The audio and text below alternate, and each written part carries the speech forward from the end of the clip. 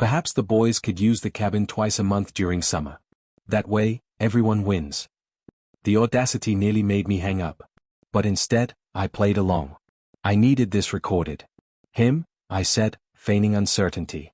I'm actually thinking of taking a long weekend, clear my head, maybe get some perspective. Her response was instant. That sounds like an excellent idea. Sometimes we all need to step back and think about what really matters. Perfect. The bait had been swallowed. I made sure to sprinkle news of my supposed trip to several neighbors. Thursday night, I put on a little show, loading suitcases into my trunk, slamming doors, checking the tires like I had a long road ahead. I even told the woman next door I'd be upstate until Monday night. It wasn't just for show, it was strategy. If this plan was going to work, everyone needed to believe I was gone. But I wasn't. Friday afternoon, instead of heading upstate, I checked into a dingy motel just 2 miles from the cabin. It wasn't much, but it gave me a clear view of my property, and more importantly, cell service and camera access. My hands were shaking as I positioned the hidden camera inside the cabin earlier that week, synced to my phone. The Wi-Fi was spotty, the app was glitchy, and I kept imagining the worst. What if the feed died mid-recording? What if they noticed the camera? What if I looked insane for surveilling my own home? But I reminded myself why I was doing this. The last straw had already snapped. I was done playing defense. I didn't have to wait long. By 3 p.m. Friday, a beat-up SUV pulled into my driveway. Out jumped Liam and Mason, Janine's grown sons, or as I now thought of them, the frat boy freeloaders. But this wasn't a casual visit. They weren't just crashing for beers and poker. This was an operation. Coolers, speakers, bags of charcoal, folding tables, grills. They unloaded like a seasoned festival crew, moving in practiced rhythm. Within an hour, my peaceful cabin had been transformed into what looked like the staging grounds for a full-blown weekend bash. And this time, they weren't hiding it. I watched from the motel parking lot, phone in hand, recording it all. At first, I felt a knot in my stomach. This was my home they were taking over. But then that knot twisted into something else, resolve. Saturday took it to a whole new level. By noon, my driveway was full. Cars lined the road. Strangers milled around my yard with red Solo cups and Bluetooth speakers, laughing like they'd rented an event venue. Through binoculars, I spotted Liam at the front door, acting like a damn bouncer. And then I saw it, he was collecting cash. People handed over bills before being let in. They were charging admission. To my property. I started filming again, zooming in as best I could. I couldn't believe it. This wasn't trespassing anymore, this was a business. A literal illegal enterprise operating out of my vacation home.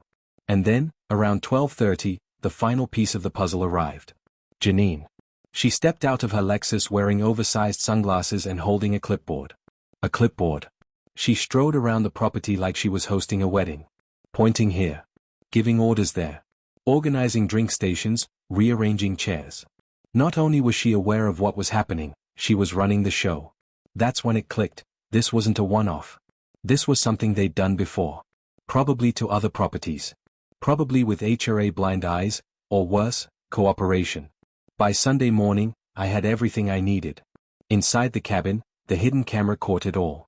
Mason bragging to a guest about how they figured out the system. Liam giving a literal tour of my house, my bedroom, for a fee. Guests lounging in my furniture, flicking ashes into my fireplace like they owned the place. I didn't sleep. I didn't eat much. I just sat in that motel, collecting evidence and bracing myself for the final move. Sunday afternoon, I decided it was time. I drove back home, passing at least 7 unfamiliar vehicles on the way in. The music thumped so loud the bass shook my windshield. My deck was littered with cans, cups, and trash. A guy I'd never seen was passed out in my hammock. My hammock. I parked behind one of the cars, blocking them in. Then I walked up to the front door and opened it like I owned the place, because I did. The music stopped cold. A dozen people froze mid-conversation. One guy dropped a beer can. The look on their faces was a cocktail of guilt, panic, and confusion. I couldn't have scripted it better. People scrambled for the exits. Phones were pocketed, coolers slammed shut, chairs folded. Within 60 seconds, the place was nearly empty, except for Liam and Mason. Liam stepped forward, eyes wide with fake outrage. "You said you were gone till Monday. This is harassment." I almost laughed. He looked genuinely offended that I'd returned to my own property. I pulled out my phone. Actually, I never left. I've been watching everything from down the road. Let's take a look, shall we? I tapped the screen and played the videos. Him collecting money. Mason leading tours. Janine directing the party. Every stolen moment in crisp 1080p. Mason's face drained of color. He opened his mouth but no words came out. Liam sputtered something about misunderstanding and community events, but I wasn't listening. I had them. Dead to rights. This isn't just trespassing, I said calmly. This is criminal. Theft. Fraud. And I have it all recorded. For once, they had no snarky reply. I turned and walked back out, the silence inside deafening. Outside, neighbors peeked through curtains. Some had already stepped onto their porches, watching. Judging. Whispering. Janine's kingdom had finally crumbled. And this time, I held the receipts. I wish I could say I felt sorry for Liam when he muttered those words, but the satisfaction blooming inside me was far too sweet. That was the last breath of their bravado. What followed next was pure silence, until I hit play. The audio began, loud and clear. A recording from inside the cabin. Mason froze mid-sip of his beer. Liam stiffened like he'd been tasked. The voices coming through the speaker were unmistakably theirs, discussing the plan to get rid of me, strategizing how to pressure me into selling, how to force out homeowners who didn't fit the community vision. Every word cut through the air like a knife. There was no ambiguity, no context to twist. It was them. Their voices. Their words. Liam fumbled for his phone and dialed someone immediately. His back early. You need to come right now, he whispered into the receiver. Janine. Even through the tinny speaker, I could hear her tone, sharp, panicked, angry. The atmosphere in the room tightened into a pressure cooker. 15 long, silent minutes passed. Liam and Mason stood on one side of the living room. I stood on the other. Neither dared move, but Mason kept glancing toward the back door. He looked like a cornered raccoon weighing whether a sprint through the screen door was worth the bruises. I casually stepped a few feet over, putting myself between him and the exit without making it obvious. He noticed. Outside, the last of their party guests peeled away in their cars. You could hear tires crunching down the gravel road. They'd heard enough to know this night wasn't ending in drinks and dancing. Then the queen bee arrived. Janine burst through my front door like a prosecutor storming into court. Nolan, she barked, without knocking, this is completely inappropriate. These individuals are here under official HOA emergency protocols. The audacity actually impressed me. Even caught mid-scheme, she was still trying to wrap herself in the flag of authority. Still clinging to the illusion that she could control the narrative, that she could bluff her way out of a collapse already in motion. I let her finish her little performance, wild hand gestures, fake calm voice, sweat starting to collect along her hairline despite the cool night air. Then I spoke. Emergency protocols? I raised an eyebrow. Let me show you something interesting. I pulled out my phone again and played the second recording, this one even more damning than the last. Janine's voice filled the room, crystal clear. She was giving specific instructions to Liam and Mason, how to make me want to sell, how to make my life difficult, how to remove problem elements from the neighborhood. She tried to cut in, that's not me, but then her voice kept talking in the recording, outlining how they'd fabricate safety violations, organize fake inspections, and leverage bylaws I never agreed to. Her face changed. It was like watching a mask fall off. She went from smug to stunned in under 10 seconds. The color drained from her face.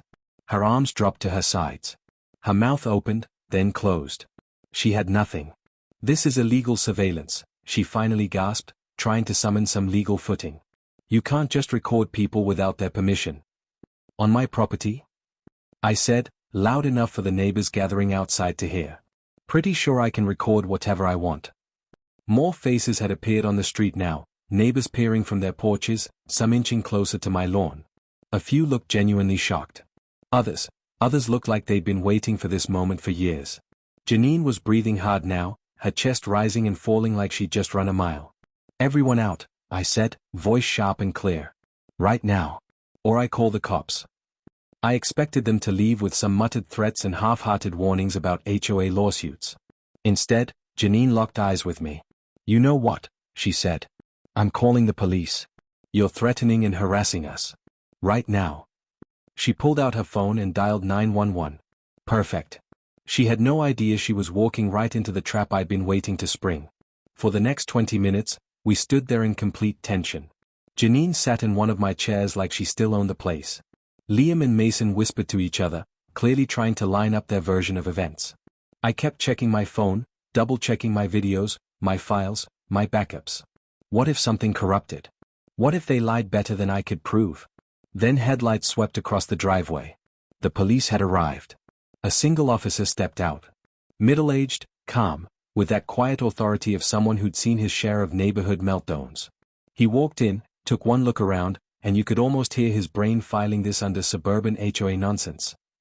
Janine stood up with the poise of a politician and launched into her speech. "Officer, thank goodness. This man has been harassing us. We were conducting official community engagement, and he became aggressive and threatening." Liam and Mason jumped in, parroting the same lines. "He barged in screaming at us," Mason said, barely looking the officer in the eye. "We were just trying to improve neighborhood morale." They were good. I had to give them that. They almost sounded believable. Almost. The officer nodded along, writing in his little notepad. Then he turned to me. "Sir, I'd like to hear your side of this." This was it. My moment. I didn't raise my voice. Didn't get emotional. Just calmly explained everything, then pulled out the final piece of evidence. Video. Mason giving guided tours of my house. Liam collecting money at the door. Janine giving orders on strategy to harass me into selling. Every moment, time-stamped, clear as day. I handed the officer my phone. He watched, quiet.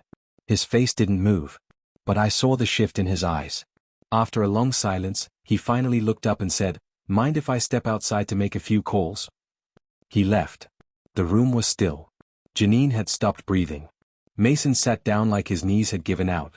Liam just stared at the floor. 10 minutes later, the officer came back inside. "Ms. Renshaw," he said to Janine, "I'm going to need you to come with me for questioning. You too, Mr. Mendez. And Mr. Carter." Janine started to protest, but the officer raised a hand. "We can do this calmly or not. Your choice." They walked out in silence. As the car doors closed and the cruiser pulled away, I stepped out onto my porch. The neighbors were still gathered. I didn't say anything. I didn't have to. For the first time in months, I felt peace settle over my land. And it was beautiful. The evidence spoke louder than I ever could. Clear, undeniable audio of Janine coordinating the entire operation played from my phone. Her voice, unmistakable and composed, filled the room.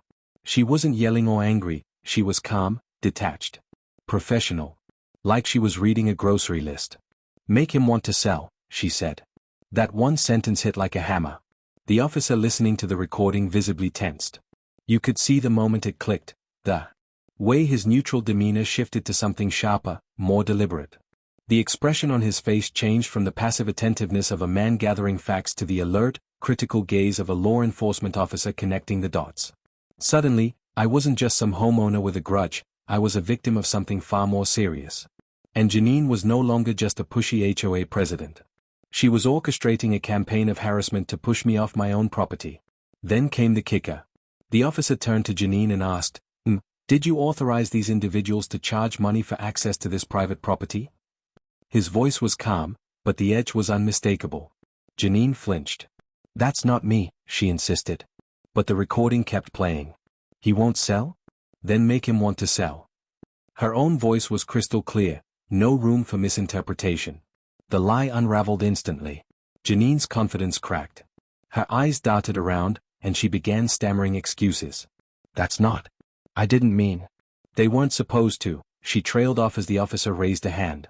"Wait," he said, his tone now flat and authoritative. "You just told me they had official permission to be on the property. Now you're saying they weren't supposed to charge fees." The contradiction hung in the air like smoke after a gunshot. Janine's silence was deafening. That's when the officer's entire posture changed. He straightened his shoulders, squared his stance, and pulled out a fresh notepad. His voice lost all traces of ambiguity. "I think I have enough information to proceed." Then he turned to Liam and Mason. "Gentlemen, you are both under arrest for criminal trespassing, vandalism, and unauthorized use of private property." They didn't laugh this time. No smug grins.